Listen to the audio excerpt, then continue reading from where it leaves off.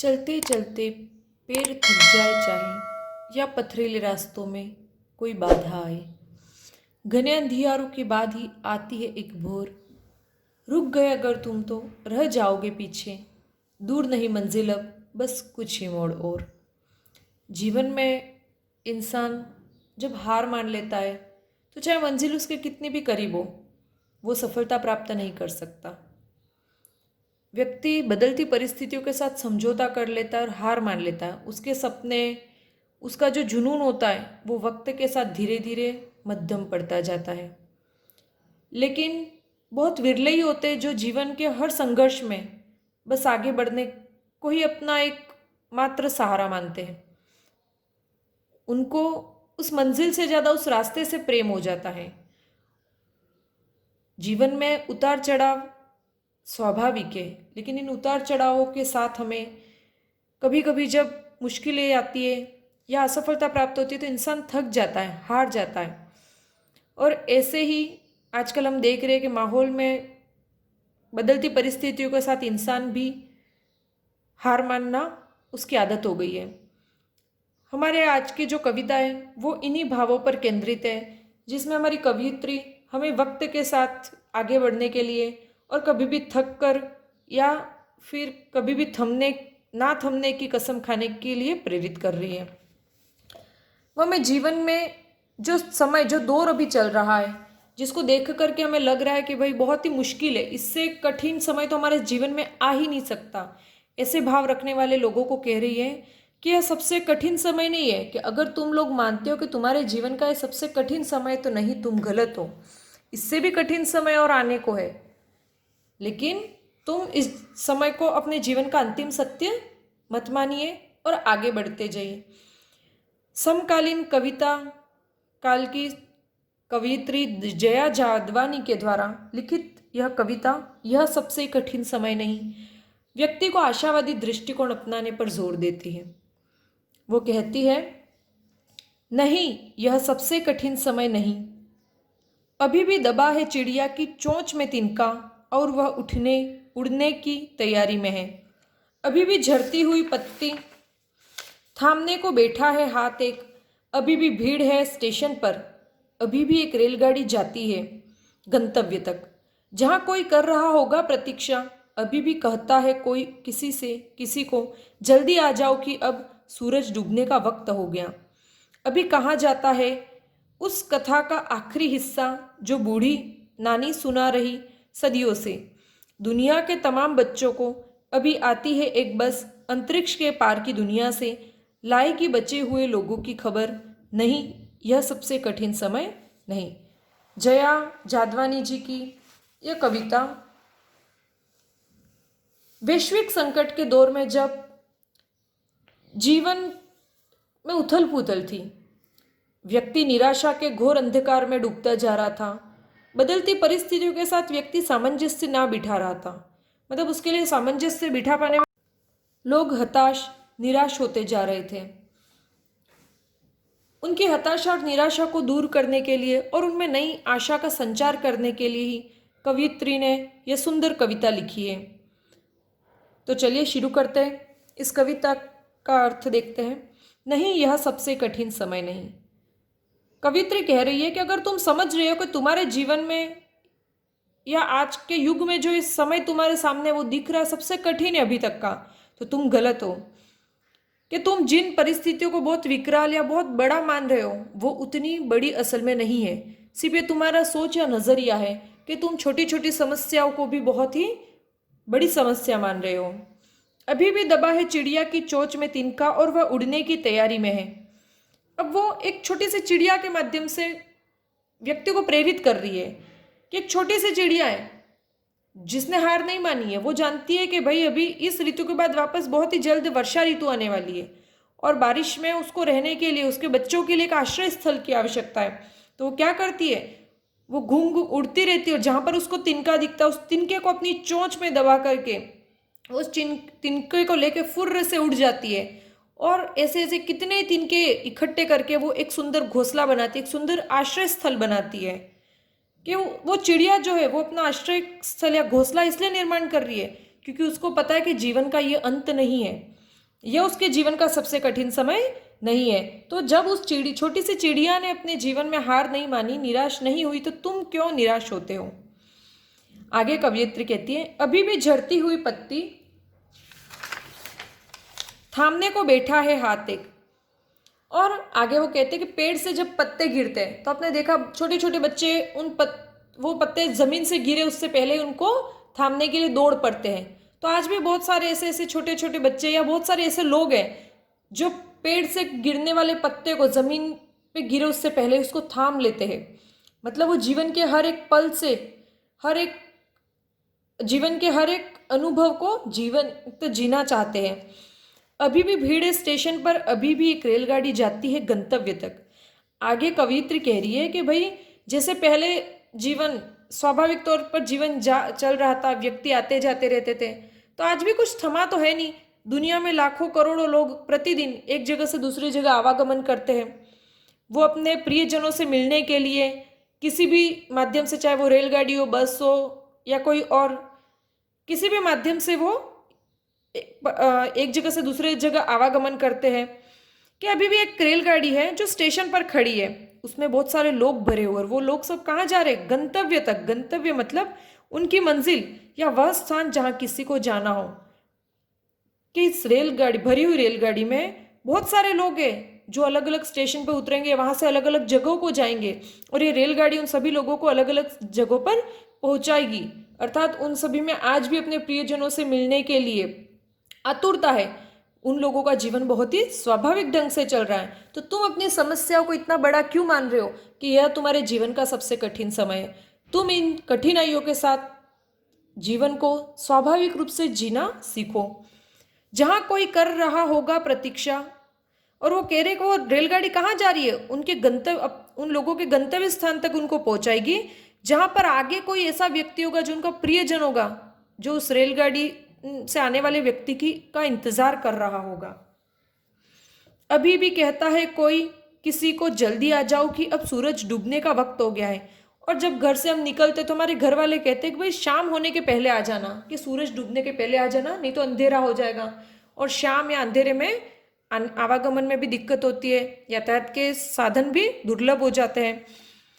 तो आज भी जीवन स्वाभाविक तौर पर आगे बढ़ रहा है। अपने प्रियजनों, जब हम हमारे घर से निकलते तो हम उनको हिदायत देते हैं कि जल्दी से घर पर लौट आना, कि अब तो शाम हो गई, सूरज डूबने का वक्त हो गया है। अभी कहा जाता है उस कथा का आखिरी हिस्सा जो बूढ़ी नानी सुना रही सदियों से दुनिया के तमाम बच्चों को। और एक जगह कवित्री वर्णन कर रही है कि बूढ़ी नानी है, नानी और दादियाँ छोटे बच्चों को सोने के पहले या जब भी वो खाली समय होता है, तब बच्चे दादी और नानी को घेर के बैठते हैं और वो उनको रोचक कहानियाँ सुनाती है। तो उस कथा का आखिरी हिस्सा है कि अभी किसी जगह पर, इस दुनिया के किसी कोने में कोई बूढ़ी दादी या नानी बच्चों को, अपने बच्चों को कोई कथा सुना रही है, कहानी सुना रही है, जिसका आखिरी हिस्सा बस अब घटित होने ही वाला है। कि वो सदियों पुरानी है, वो जो कहानियाँ वो कैसी है? सदियों से दुनिया के तमाम बच्चों, मतलब वो पीढ़ी दर पीढ़ी सुनी सुनाई जाने वाली रोचक या लोक कथाएं सुनाती है। अभी आती है एक बस अंतरिक्ष के पार की दुनिया से, लाएगी बचे हुए लोगों की खबर, नहीं यह सबसे कठिन समय नहीं।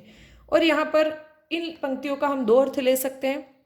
एक अर्थ तो हम इस प्रकार ले सकते हैं कि हमारे विज्ञान ने जिस तरीके से प्रगति की है और हम अंतरिक्ष में नित्य प्रतिदिन यान भेजते हैं, हम जानना चाहते हैं कि भाई जिस प्रकार पृथ्वी पर जीवन संभव है, वैसे क्या दूसरे ग्रहों पर भी जीवन संभव है?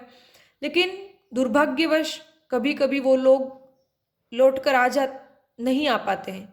जैसे कि महान अंतरिक्ष यात्री कल्पना चावला की दुखद घटना। वो जब अंतरिक्ष से वापस लौट रही थी तो उनके यान में कुछ गड़बड़ी होगी, जिसके कारण उनका यान क्रैश हो गया और वो आज हमारे बीच में नहीं है। और एक हम इसका अर्थ ले सकते हैं कि हम अंतरिक्ष के पार भी कोई दुनिया होगी, हो सकता है, और अंतरिक्ष के पार की दुनिया में पता नहीं कौन से लोग होंगे, उनके बारे में खबर ला रही है।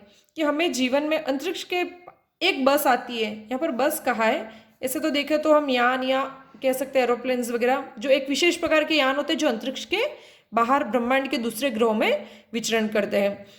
तो यहाँ पर कवित्री कह रही है कभी एक विशेष प्रकार की जो बस है या कह सकते हो अंतरिक्ष यान है, वो दुनिया के उस कोने में गया ये खबर लाने के लिए कि क्या दुनिया के दूसरे कोनों में भी जीवन का अस्तित्व है क्या। नहीं, यह कठिन समय सबसे कठिन समय नहीं है कि अगर तुम मान रहे हो, निराश हो गए हो, हताश हो गए हो कि तुम्हारे जीवन का सबसे कठिन समय है, तो तुम गलत हो। नहीं, यह जीवन का सबसे कठिन समय नहीं है, क्योंकि जीवन स्वाभाविक तौर से आगे बढ़ रहा है। ना तो अभी कोई प्रलय की आशंका है, ना ऐसा लग रहा है कि पृथ्वी पर जीवन समाप्त है। तो यहाँ पर कवित्री बहुत ही सुंदर शब्दों में उन्होंने हमें प्रकट किया कि एक चिड़िया, पेड़ से गिरता हुआ एक पत्ता, रेलगाड़ी में आवागमन करते यात्रीगण, बूढ़ी दादी के द्वारा सुनाई जाने वाली कथाएं और नित्य प्रतिदिन अंतरिक्ष में भेजे जाने वाले हमारे यान, ये सब हमें दर्शाते हैं कि जीवन स्वाभाविक तौर पर आगे बढ़ रहा है। जीवन में हमें बहुत सारी परेशानियों का सामना करना पड़ता है। देश विदेश नगर में बहुत अनेकों प्रकार की नई नई समस्या हमारे सामने आती है। जैसे कि आज वर्तमान काल में ही देखें हम तो कोरोना जैसी महामारी, जिसको देख करके लगता है कि भाई क्या ये जीवन का अंत है, लेकिन नहीं, यह हमारा यकीन मानिए यह हमारे जीवन का सबसे कठिन समय नहीं है। ये वक्त जिस तरीके से आया है अचानक, वैसे ही एक रोज टल जाएगा, निकल जाएगा। तो जीवन में हमेशा हमें आशावादी दृष्टिकोण अपनाए रखना है। समय और परिस्थितियां हमेशा बदलती रहती है, लेकिन परिस्थितियां चाहे कितने भी विकृत रूप में हो, कितना भी मुश्किल परिस्थितियां हो, लेकिन हमें ना तो उनसे डरना है, ना ही कभी हौसला हारना है। कि विश्व में के ऊपर ये जो संकट आया है, कि वैश्विक संकट के इस दौर में हमें जीवन में स्वाभाविक तौर से हमें जीना है। मतलब हमें दुख को इतना याद करके रोना नहीं है, बल्कि उस दुख को भुलाने के लिए हमें हंसना है और सामान्य रूप से हमको जीवन जीना है। हमें अपने नित्य प्रति जो कर्म है वो करने हैं, हमारे जो फर्ज है वो पूरे करने हैं, और इसी प्रकार से जीवन चलता रहेगा। कि यह यकीन मानिए यह हमारे जीवन का सबसे कठिन समय नहीं है। बहुत ही सुंदर कविता है, इसकी भाषा सरल और बोधगम्य है, आसानी से हमें समझ में आ जाए। आपने इन पंक्तियों को अगर गौर से देखें तो यहाँ कहीं पर भी तुकबंदी नहीं है। यह मुक्त छंद कविता है। इसके पहले की आपने कविताएं पढ़ी होगी तो उसमें हर पंक्ति के अंतिम के जो ध्वनि होती है वो समानता रखती है, जिसके कारण उसमें गेयता होती है, छंदबद्ध रचनाएं थी। लेकिन निराला एवं छायावाद काल के बाद से जो नए काल हुए उनमें मुक्त छंद की कविताएं लिखी गई, अर्थात कविताओं को के भावों पर ध्यान दिया गया। उनमें छंद या दूसरी जो बातें थी उनको इतनी भरमार नहीं थी कि जिससे कि कविता अपना स्वाभाविक रूप या स्वाभाविक सौंदर्य उसका नष्ट हो जाए। यह सबसे कठिन समय नहीं, यह कविता हमें जीवन में हमेशा आगे बढ़ने और आशावादी दृष्टिकोण रखने, हौसला रखने का संदेश देती है। इस कविता से संबंधित स्माइल 2.0 आओ घर में सीखे कार्यक्रम के तहत जो प्रश्न पूछे गए उनका हल मैं आपके समक्ष प्रस्तुत करूंगी। प्रश्न नंबर 1 है, यह सबसे कठिन समय नहीं, कविता के रचयिता का नाम बताइए। यह सबसे कठिन समय नहीं, कविता की कवयित्री, क्योंकि ये एक औरत है, आदमी होता तो हम कवि कहते हैं, तो रचयिता या कहो कवयित्री है जया जादवानी। प्रश्न नंबर 2 है, यह सबसे कठिन समय नहीं, कविता में कवयित्री ने किन परिस्थितियों में हार नहीं मानने की प्रेरणा दी है। उत्तर, यह सबसे कठिन समय नहीं, कविता में कवयित्री जया जादवानी ने वैश्विक संकट व विकृत परिस्थितियों में हार नहीं मानने की प्रेरणा दी है। प्रश्न नंबर 3, चिड़िया चोंच में तिनका दबाकर उड़ने की तैयारी में क्यों है। उत्तर, चिड़िया चोंच में तिनका दबाकर उड़ने की तैयारी में इसलिए है क्योंकि उसे वर्षा काल से पूर्व अपने बच्चों के लिए एक सुरक्षित आश्रय का निर्माण करना है। वह अपना घोंसला बनाने के लिए तिनके एकत्र करती है। प्रश्न नंबर 4 है, रेलगाड़ियां यात्रियों को कहाँ पहुँचाती है। उत्तर, रेलगाड़ियां यात्रियों को उनके गंतव्य तक पहुँचाती है। गंतव्य मतलब जो भी जिस जगह उनको जाना है, जो उनकी मंजिल है।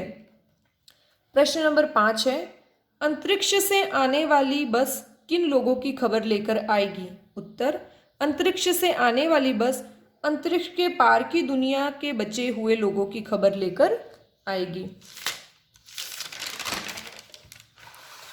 प्रश्न नंबर 6 है, यह सबसे कठिन समय नहीं, कविता में क्या संदेश दिया गया है? उत्तर, यह सबसे कठिन समय नहीं, कविता में हमें जीवन की बदलती विकृत परिस्थितियों व वैश्विक संकट के दौर में भी स्वाभाविक जीवन जीने व आशावादी दृष्टिकोण अपनाने का संदेश दिया गया है। प्रश्न नंबर 7 है, समास कितने प्रकार के होते हैं? नाम लिखिए। उत्तर, समास 6 प्रकार के होते हैं। तत्पुरुष समास, अव्ययीभाव समास, कर्मधारय समास, द्विगु समास, द्वंद्व समास और बहुव्रीहि समास। प्रश्न नंबर 8 है, द्वंद्व समास के 5 उदाहरण लिखिए। उत्तर है, जीवन मरण, जीवन और मरण द्वंद्व समास, माता पिता, माता और पिता, भाई बहन, भाई और बहन, गुरु शिष्य, गुरु और शिष्य, राम सीता, राम और सीता। प्रश्न नंबर 9 है, संज्ञा की परिभाषा और प्रकार लिखिए। उत्तर है, संज्ञा की परिभाषा, किसी व्यक्ति, वस्तु, स्थान, प्राणी और भाव आदि के नाम को संज्ञा कहते हैं। संज्ञा के मुख्यतः 3 प्रकार होते हैं, व्यक्तिवाचक संज्ञा, जातिवाचक संज्ञा एवं भाववाचक संज्ञा। मोटे तौर पर संज्ञा के 5 प्रकार होते हैं, जिसमें जातिवाचक संज्ञा के पुनः 2 भेद होते हैं, द्रव्यवाचक जातिवाचक संज्ञा और समूहवाचक संज्ञा। तो इस प्रकार आज का वीडियो हमारे यहाँ समाप्त होता है। आशा करती हूँ आपको ये समझ में आई कविता भी, इसका भावार्थ भी समझ में आया और पढ़ाने का तरीका अगर पसंद आया है तो वीडियो को लाइक कीजिए। अगर आपके दिमाग में कोई संशय हो तो आप कमेंट बॉक्स में कमेंट करके मुझसे पूछ सकते हैं। बहुत बहुत धन्यवाद।